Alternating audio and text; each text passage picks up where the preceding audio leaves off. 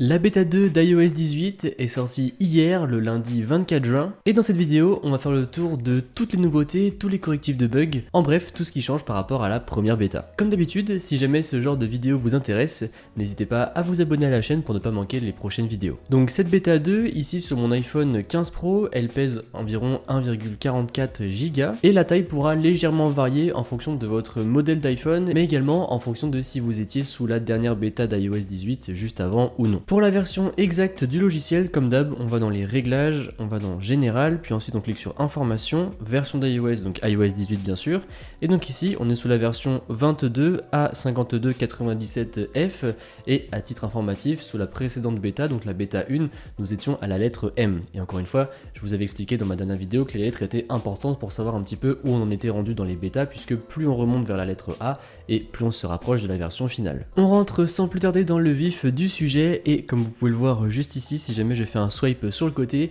les applications qui n'avaient pas encore de thème Dark Mode sous la première bêta d'iOS 18 en ont un désormais sur la bêta 2 d'iOS 18, ici avec l'App Store et l'application Modepass qui ont enfin des icônes noircies. L'autre nouveauté, c'est désormais si on va dans le Control Center, donc on avait vu avec la bêta 1 d'iOS 18 qu'on avait désormais un petit bouton Power juste en haut à droite, et bien désormais si on appuie sur celui-ci ça ne fera strictement rien, donc là vous pouvez voir que j'appuie et finalement à part m'enlever de mon Control Center ça ne change pas grand chose. En revanche si jamais on fait un appui long un petit peu comme un 3D Touch à l'époque, et bien du coup là on va pouvoir éteindre l'iPhone et ça va être beaucoup plus pratique puisqu'a priori il y avait pas mal d'utilisateurs qui faisaient des appuis un petit peu sans le faire exprès sur ce bouton. Désormais avec les FaceTime, et bien ça va prendre un petit peu plus de data pour vous afficher tout simplement en meilleure qualité sur votre iPhone ou sur l'iPhone de la personne avec qui vous conversez, et cependant il y aura également un mode low data sur le FaceTime pour justement consommer moins de données. Une des grosses nouveautés d'annoncer avec iOS 18 c'était bien sûr le RCS, donc en fait c'est le fait de pouvoir proposer une expérience similaire à iMessage mais avec des gens ayant des smartphones qui ne sont pas sous iOS.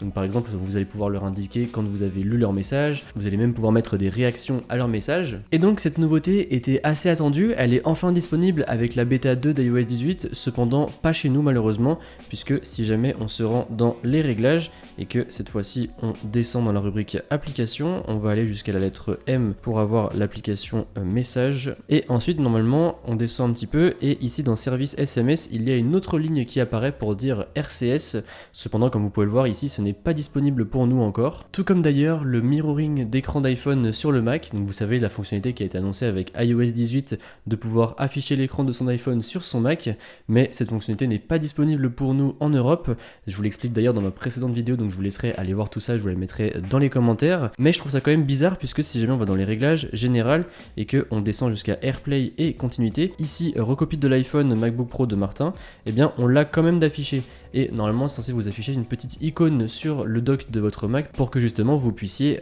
avoir l'écran de votre iPhone sur votre Mac, mais encore une fois ça ne marche pas chez nous et pour l'instant ça ne sera pas disponible du tout en Europe. Tout comme d'ailleurs le partage d'écran SharePlay pendant les FaceTime, c'est quelque chose qui a été annoncé avec iOS 18, pouvoir prendre en fait le contrôle de l'iPhone avec lequel vous êtes en train de converser via FaceTime, ça pourrait être très utile notamment si par exemple je sais pas vos grands-parents vous appellent et ils ont un problème sur l'iPad, et bien vous pouvez prendre le contrôle de leur iPad via le FaceTime et comme ça vous pourrez naviguer directement sur l'iPad, mais pareil c'est une fonctionnalité qui ne sera pas disponible chez nous en Europe. Encore une fois tout ça je vous l'explique dans ma dernière vidéo puisque c'est comme le Apple Intelligence, et bien ça ne sera pas disponible en Europe. Autre nouveauté avec cette bêta 2 d'iOS 18 c'est que désormais pour les iPads et bien on va avoir la possibilité de changer l'App Store puisque vous le savez avec les nouvelles lois européennes et bien on est imposé, enfin du moins ils ont imposé à Apple de s'ouvrir à tous les stores alternatifs, et bien désormais ça avec la bêta 2 d'iOS 18 ça arrive sur les iPads, tout comme par exemple la possibilité de changer de navigateur web. Maintenant parlons un petit peu de bugs avec iOS 18 bêta 2, pour l'instant j'en ai constaté quelques-uns mais pas beaucoup puisque ça fait à peine 24 heures que j'ai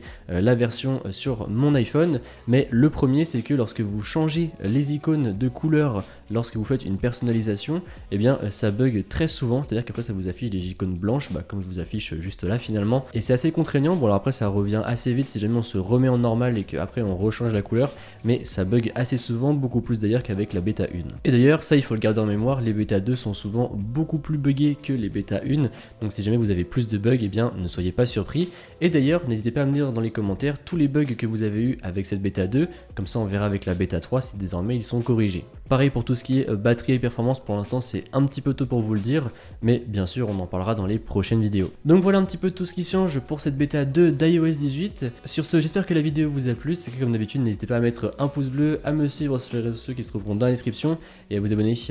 Allez, salut!